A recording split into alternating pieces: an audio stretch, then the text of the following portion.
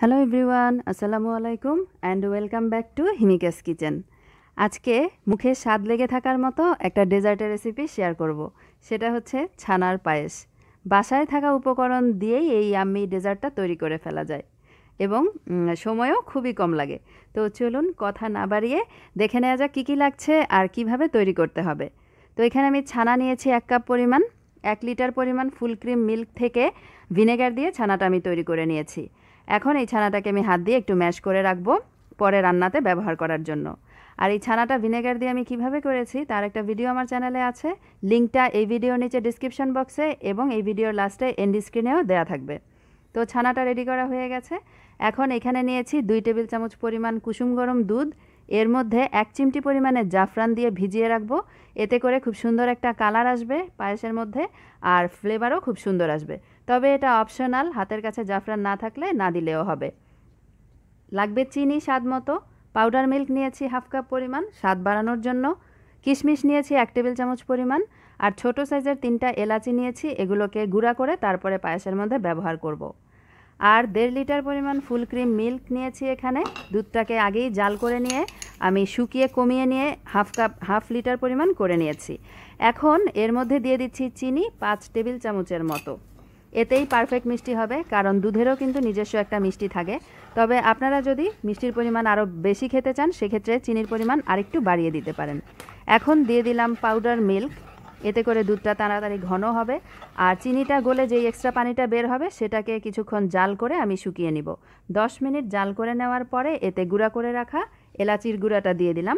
একটু নেড়ে মিশিয়ে নিয়ে এখন এতে দিয়ে দিব ছানাগুলোকে দিয়ে সুন্দরভাবে আবারও দুধের সাথে নেড়ে মিশিয়ে নিতে হবে।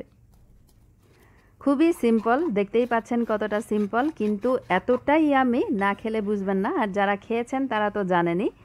তো যারা খাননি তারা অবশ্যই রেসিপিটা বাসায় ট্রাই করবেন, দেখবেন যে অনেক বেশি পছন্দ করবেন। তো এখন দিয়ে দিলাম দুধে ভেজানো জাফরানটা, আবারও নেড়ে নিব। আর এই পর্যায়ে দিয়ে দিব আমি কিশমিশ। আপনারা চাইলে এখানে পিস্তা বাদাম বা কাজু বাদাম কুচি করেও ব্যবহার করতে পারেন। এবারে তলা থেকে একটু পরপর নেড়ে নিতে হবে আর এটাকে জাল করতে হবে 10 মিনিটের জন্য, যেন দুধ এর সাথে ছানাটা সুন্দরভাবে মিশে যায় আর দুধটা আরেকটু ঘন হয়ে আসে।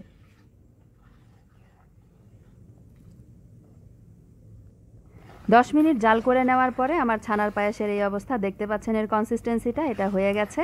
আর কালারটা দেখেই বুঝতে পারছেন যে কতটা ইয়ামি হয়েছে।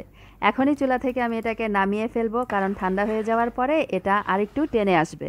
আর যেই পাত্রে আমি সেট করব সেই পাত্রে আমি এটাকে এখনই নিয়ে নিব, কারণ ঠান্ডা হয়ে যাওয়ার পরে কিন্তু এটা নিজের পছন্দ মতো সেট করা যাবে না, কারণ এটা অনেকটাই টেনে জমে আসে সেই কারণে। তো যেই পাত্রে আমি ছানা নিয়েছিলাম সেই পাত্রেই আমি পায়েসটাকে তুলে নিয়েছি আর সাইডসগুলো একটু ক্লিন করে নিলাম। আর এখন উপর থেকে কিছুটা জাফরান আর কিশমিশ দিয়ে আমি সাজিয়ে পরিবেশন করব। আর এই পায়েসটা ঠান্ডা হয়ে যাওয়ার পরে আমি এটাকে ঢেকে তারপরে ফ্রিজের নর্মাল চেম্বারে রেখে দিব, কারণ এটা ঠান্ডা ঠান্ডা খেতেই বেশি ভালো লাগে। আর আমি এটা রাতে তৈরি করেছিলাম, তাই পরের দিন সকালে আমি ফ্রিজ থেকে বের করে আপনাদেরকে একটু তুলে দেখাবো যে এটা কেমন হলো। আজকের আয়োজন এই পর্যন্তই। আশা করছি ভালো লেগেছে। ভালো লেগে থাকলে চ্যানেলটাকে সাবস্ক্রাইব করার অনুরোধ রইল।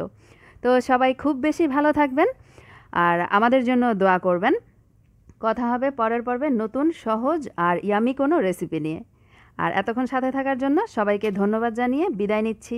আল্লাহ হাফেজ।